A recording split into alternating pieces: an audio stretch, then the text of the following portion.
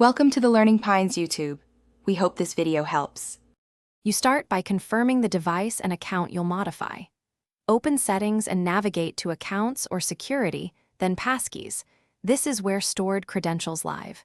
You do this now because removing the wrong item is common, so take a moment to match device names and creation dates.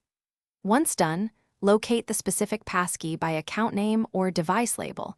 Make sure it's the one you no longer need. This first step prevents accidental lockouts and prepares you for safe deletion. Now you perform the deletion itself.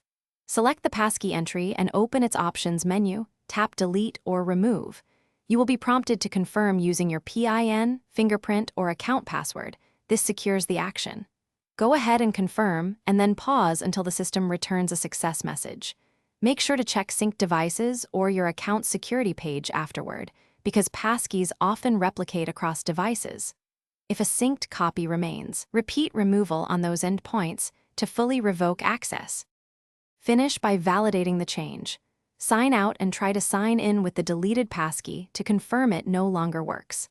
If access persists, revoke active sessions from the account security page and remove any device backups or sync entries. Make sure you have an alternate auth method available before deleting, such as a password or secondary key. If you find yourself locked out, use account recovery flows or contact support. This troubleshooting step recovers access while preserving security, so don't skip it. Thanks for watching. Consider subscribing if we helped you.